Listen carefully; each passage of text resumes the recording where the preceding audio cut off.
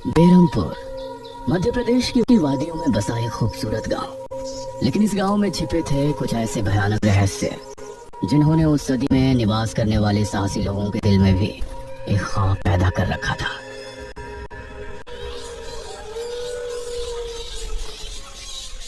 आज तो बहुत दिनों के बाद मित्रों से मिलना हो रहा है, बहुत आनंद आएगा। अरे मदन, कहाँ जा रहा है इस समय? पिताजी, मेरे मित्रों से इतने दिनों बाद मिलना हो रहा है। वो सुबह होने पर वापस नगर चले जाएंगे। अरे तुझे पता नहीं क्या, आज शनिवार की रात है। आज के दिन निशिर मोलो गांव में घूमते हैं। पिताजी, चाहे निशिर मोलो आए या नरकासुर, मुझे आज मेरे मित्रों से मिलने से कोई नहीं रोक सकता। ठीक है, लेकिन ध्यान रहे, जैसे ही तुमको उनके कदमों की आहट सुनाई दे और उनका वो मंत्र जिसको वो दोहराते हुए आगे बढ़ते हैं, तो उन्हें बिना देखे किसी ऐसी जगह छिप जाना जहाँ से ना वो तुमको देख सके ना तुम उनको। और जब तक उनकी आवाज आना बंद ना हो जाए, उनके सामने नहीं आना। वो 4 भयानक आदमी होते हैं जो अपने कंधों पर एक ताबूत को उठाए होते हैं, और अगर कोई उन्हें देख ले तो वो जिंदा नहीं बचता। मुझे पता है पिताजी, अब मैं चलता हूँ। ये कहकर मदन घर से निकल गया, लेकिन उसके पिता के चेहरे पर उसकी फिक्र साफ नजर आ रही थी। निशिर मोलो आ जाएंगे और साथ ले जाएंगे। ऐसा लगता है कि हमारे गांव के लोग अभी भी दूसरी सदी में जी रहे हैं। वो तेज तेज कदमों के साथ आगे बढ़ रहा था। कुछ देर बाद उसे जंगल की तरफ एक पगडंडी वाला रास्ता नजर आया। यहाँ से जाऊंगा तो जल्दी पहुंच जाऊंगा, यहीं से आगे बढ़ता हूँ। बिना ज्यादा सोचे वो जंगल के अंदर बने उस पगडंडी वाले रास्ते पर आगे बढ़ गया।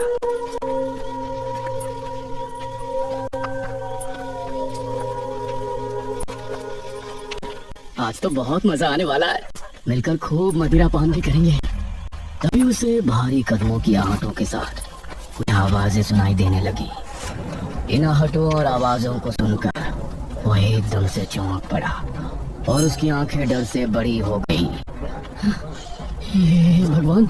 वो जल्दी से झाड़ियों की तरफ भागा और उनमें छिपकर बैठ गया।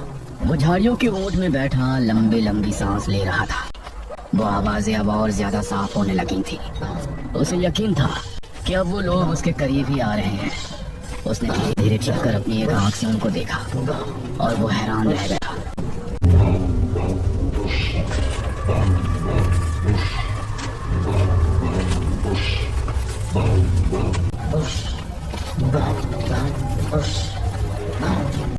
भगवान, मैंने इन्हें देख लिया।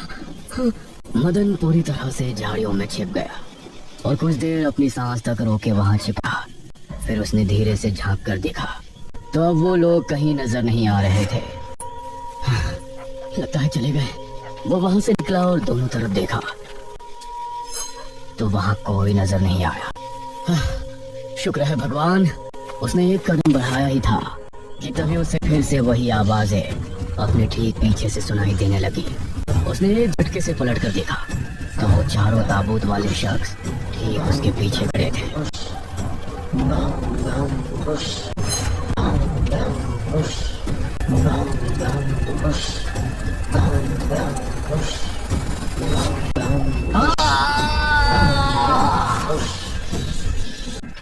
इस तरफ जब देर रात भी मदन वापस नहीं लौटा तो उसके पिता को उसकी चिंता होने लगी। उसने गांव के एक आदमी विपुल को साथ लिया और जंगल की तरफ रवाना हुआ।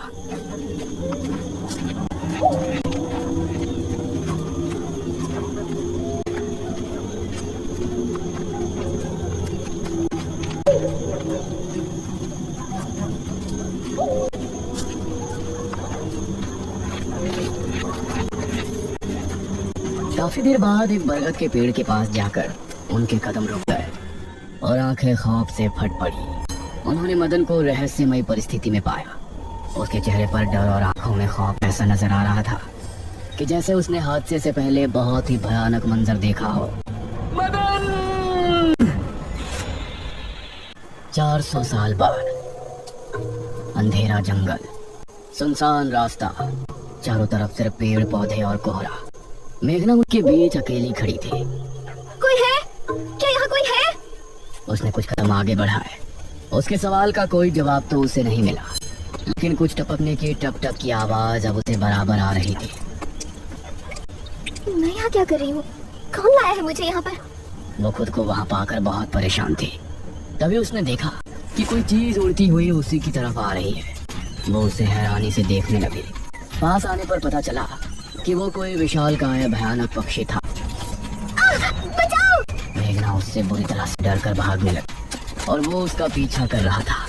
मेघना ने उसे पीछे पलट कर देखा तो वो उसको पकड़ने ही वाला था, लेकिन तभी मेघना एक पेड़ से टकराई। उसने देखा कि उस पेड़ से हरे रंग का पानी टपक कर नीचे गिर रहा था। मेघना उस हरे पानी को गौर से देख रही थी। तभी अरे ओ मेघना, उठ जा यार, कब तक सोएगी? मेघना आंखें मलते हुए नींद से जागी। उसने देखा कि सुबह के 9 बज चुके थे। ओह शिट, हम तो लेट हो गए। तूने मुझे उठाया क्यों नहीं? मेघना अपनी एक पार्टनर इशिता के साथ दिल्ली में रह रही थी, जहां वो एक लैब में काम किया करती थी। दोनों ने साथ नाश्ता किया और फिर तैयार होकर अपनी लैब के लिए निकल गई।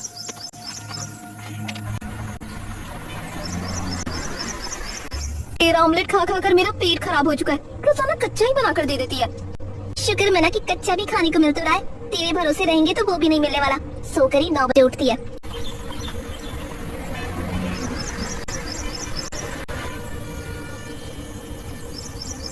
ये दोनों लैब में पहुंचे और वहां जाते ही इशिता के पास प्रोफेसर जयदेव की कॉल आई।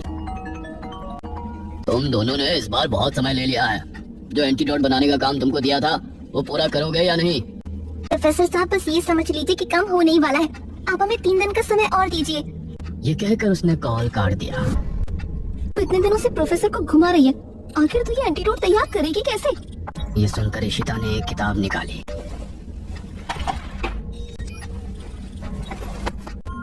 यार देख ये किताब, इसमें बहुत से ऐसे लिक्विड के बारे में लिखा है जिनकी कहानी पुरानी दंत कथाओं और लोक कथाओं से जुड़ी है। तो तू कहना क्या चाहती है?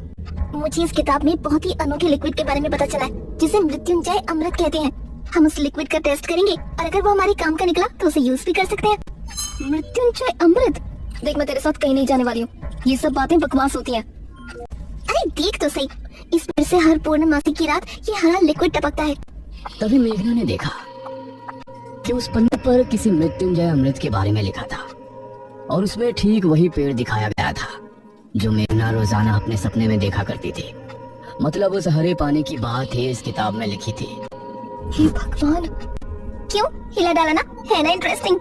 मेघना ने कुछ सोचा और फिर जवाब दिया, हाँ तो हम दोनों कल ही बेरमपुर गांव के लिए निकलते हैं।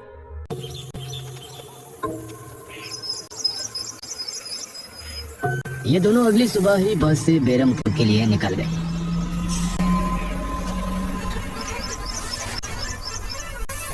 वैसे एक बात बता, तू मेरे साथ वहाँ जाने के लिए एक ही बार में कैसे राजी हो गई? मेघना ने सच को छिपाते हुए कहा। ऐसी अनोखी चीज देखने के बाद भला कौन नहीं होगा जो इसको देखना नहीं चाहेगा? ओहो, ये हुई ना बात। मैंने तुझे पार्टनर बनाकर कोई गलती नहीं की।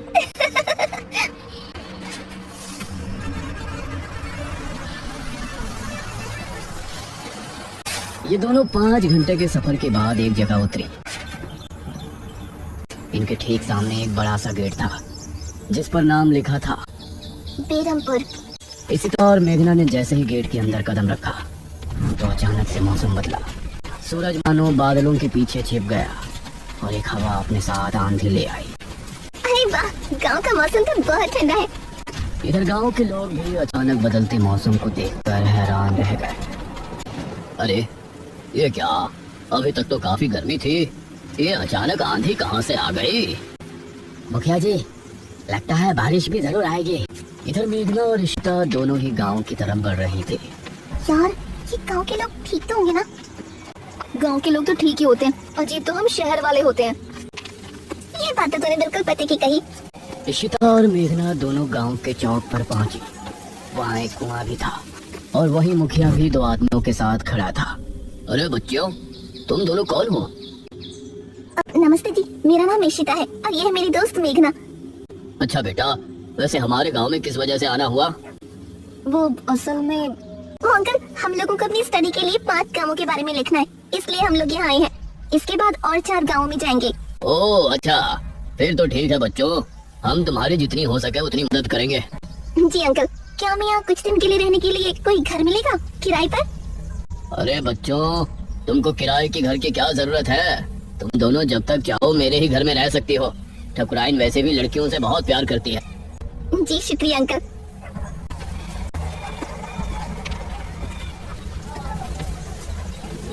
मुखिया इशिता और मेघना को अपने घर ले आया। तभी घर के मंदिर में जल रहा दीपक बुझ गया। अजी सुनती हो ठकुराइन? जी आई। ठकुराइन कमरे से बाहर आई। नमस्ते आंटी। नमस्ते बेटा। ओ जी, ये प्यारी प्यारी बच्चियां कौन है? ये दोनों शहर से अपनी पढ़ाई के सिलसिले में आई हैं। हमारे गांव के बारे में लिखना चाहती हैं। वो क्या होता है रे वो? रिसर्च करने आई हैं। तभी वहाँ पर एक और लड़का आया। क्या कहा? हमारे गांव पर रिसर्च? इशिता और मेघना ने उसे देखा। भला हमारे बेवकूफ गांव में आपको क्या मिल सकता है?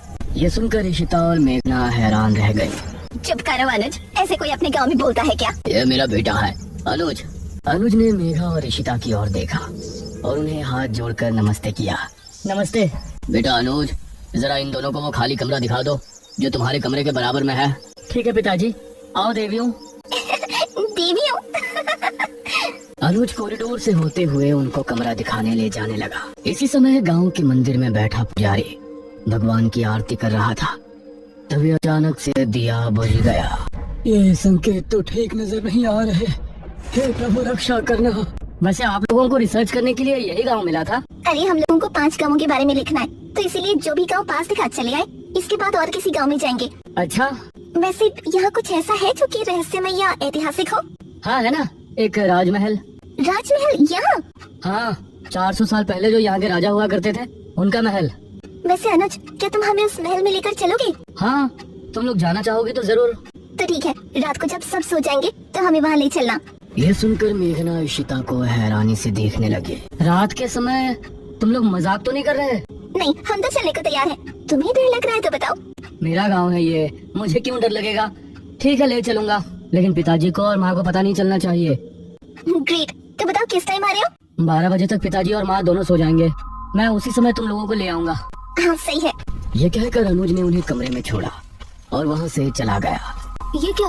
हम तो उस मृत्युंजय अमृत के बारे में पता करने आए थे ना। अब हम ये राजमहल क्यों जा रहे हैं? अरे उसको सीधा पूछते तो उसे शक हो जाता ना। आज हम राजमहल चलते हैं और फिर कल उसे जंगल जाने को कहेंगे और वहाँ जाकर बातों ही बातों में उसे मृत्युंजय अमृत के बारे में पूछेंगे। ये सही है। इस तरफ गांव के लोग मौसम के बदलते ठंड से बहुत हैरान थे। पुजारी बार बार आसमान की तरफ देख रहा था, जहां उसे काला अंधेरा इधर उधर घूमता हुआ नजर आ रहा था। करीब 12 बजे जब मुखिया और उसकी पत्नी गहरी नींद में थे तो अनुज कमरे से निकला। अरे लगता है आ गया। इशिता ने उठकर दरवाजा खोला। हाय अनुज। तुम लोग तैयार हो? हाँ चलो, हम तो रेडी हैं। तो चलो। अनुज इनको लेकर घर से निकला और इन्होंने 2 गलियां पार कर ली थी। तुम्हारे गांव में हवा इतनी ज्यादा चलती है क्या? रोज तो नहीं चलती, लेकिन शहर की 2 लड़कियों के साथ लगता है उनके शहर का प्रदूषण भी आंधी के रूप में साथ आ गया। कुछ देर चलने के बाद ये तीनों एक बड़े से राजमहल के सामने खड़े थे, जिसे देखकर मेघना को कुछ याद आने लगा। ऐसा लगता है कि इस राजमहल को मैंने पहले कहीं देखा है। ये है राजमहल राजा सूरजभान का। वाकई में काफी आलीशान है। ये कहते हुए इशिता ने अपने कैमरे में उसकी एक फोटो ली। हमें खिड़की से अंदर जाना पड़ेगा, इसका दरवाजा सालों से जाम है। ये तीनों एक खिड़की के रास्ते राजमहल में पहुंचे और वहाँ की हर एक चीज मेघना को जानी पहचानी लग रही थी। इस तरफ गांव में आंधी का बहाव बढ़ने लगा था। सभी अपने अपने घरों में आराम से सो रहे थे।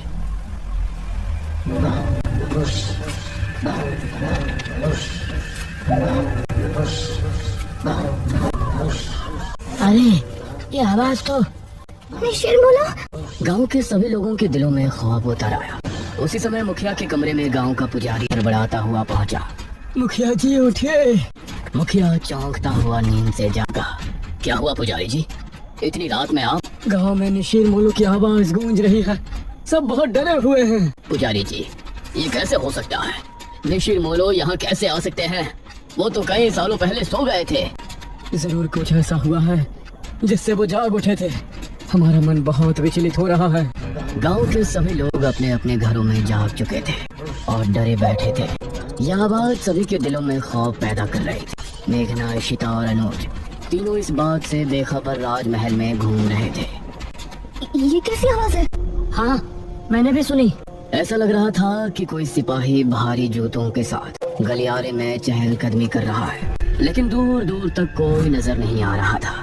उसी समय गांव के दो आदमी संपत और कप्ता जंगल की सरहद पर बैठे हुए जुआ खेल रहे थे। अरे संपत यार, चल घर चलते हैं, अब बहुत समय हो गया। ओहो, अब तू हार रहा है तो घर चलते हैं। अरे चुपचाप पूरी बाजी खेल, इससे पहले तो मैं तुझे जाने नहीं दूंगा। हाँ, ये सुनकर कप्ता फिर से उसके साथ पत्ते बांटने लगा। उन दोनों को यह आवाज सुनाई दी। तेज आंधी की हवाओं में उनकी आंखें बहुत मुश्किल से खुल रही थी। उन दोनों ने देखा कि सामने से 4 आदमी अपने कंधों पर एक ताबूत उठाए मंत्र पढ़ते हुए चले आ रहे हैं। संपत और कप्ता इससे पहले कुछ करते, वो चारों आकर उनके सामने रुक गए। हवा का रुख थोड़ा कम हुआ। वो चारों अपनी लाल चमकती आंखों से संपत और कप्ता को घूर रहे थे। इधर इशिता, मेघना और अनुज को एक दरवाजा खोलने की तेज आवाज सुनाई दी और वो चौंक पड़े। न जाने उस दरवाजे से कौन निकला, जिसको देखकर ये तीनों चौंक पड़े।